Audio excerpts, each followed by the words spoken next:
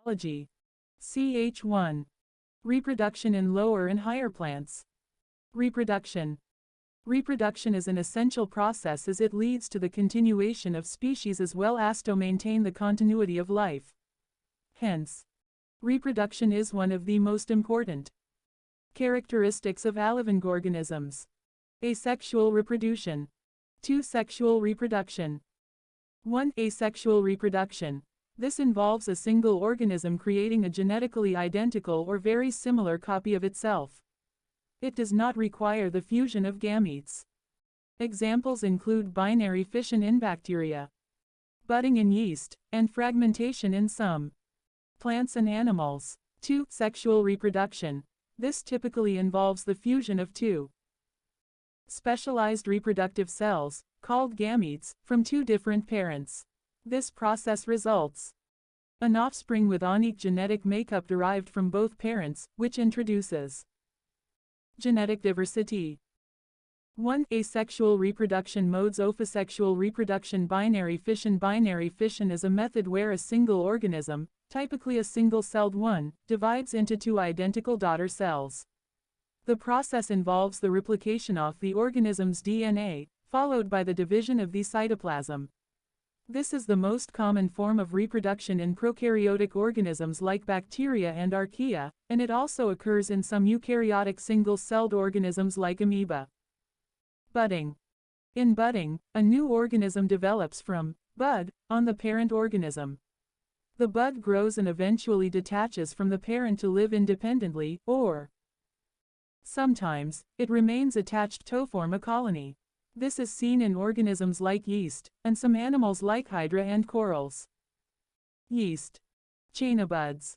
Mother cell. Fragmentation. Fragmentation is a new organism grows from a fragment or a piece of the parent organism. The parent's body breaks into multiple fragments, and each fragment is capable of developing into a new, complete individual.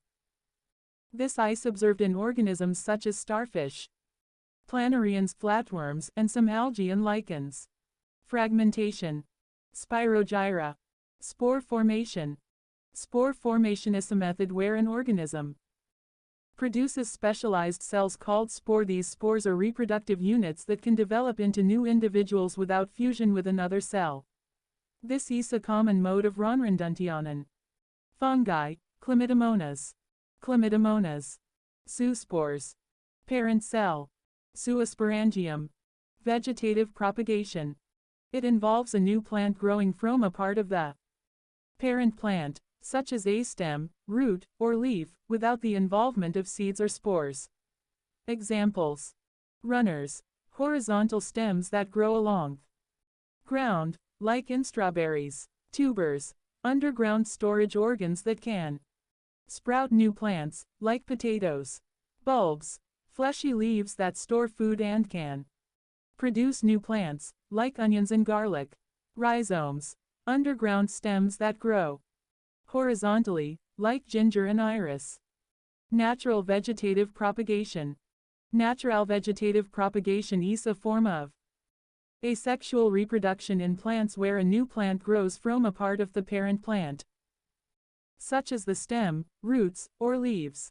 There are several ways this occurs naturally in plants. By roots. Some plants develop new shoots from their roots, which can then grow into new individual plants.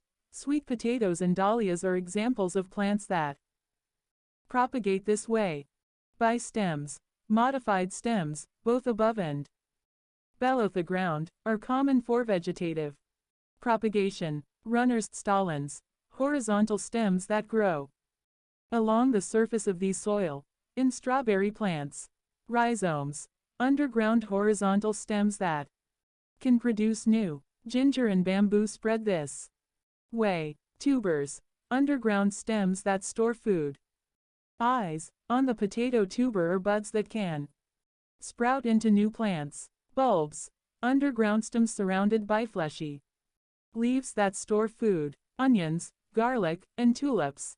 By leaves. In new plantlets can grow directly from the leaf margins. For example, the bryophyllum. Artificial vegetative propagation is the human-assisted process of producing new plants from a part of an existing plant. 1. Cutting. This is one of the simplest methods. A portion of the stem, root, or leaf of a plant is cut and placed in a suitable medium to grow a new plant. The cut end develops roots and shoots, eventually becoming a new, independent plant. Examples: rose, hibiscus, sugarcane, and money plant. 2. Layering. In layering, a stem still attached to the parent plant is bent and buried in the soil. The buried part of the stem develops roots while it's still connected to the parent plant, receiving nutrients and water. Once the roots are well developed, the new plant is cut from the parent and transplanted. Examples: jasmine, lemon, and guava. 3. Grafting. Grafting involves joining two different plant parts to grow as a single plant. The upper part, called the scion, is attached to the lower part with the roots, called the stalk. The goal is for the two parts to fuse together and grow. This method is used to combine the desirable traits of two different plants, such as a strong root system from the stalk and high-quality fruit from the scion. Examples: mango, apple, citrus fruits, and rose. 4. Tissue culture. Also known as micropropagation, tissue culture. A. Is a modern technique used in a laboratory. Small piece of plant tissue, like a cell or a small fragment of a leaf, is placed in a sterile, nutrient-rich medium. Under controlled conditions, this tissue grows and develops into a full plant. This method allows forth rapid production of thousands of plants from a single parent plant. And it's also used to produce disease-free plants. Examples: orchids, chrysanthemums, and various ornamental plants.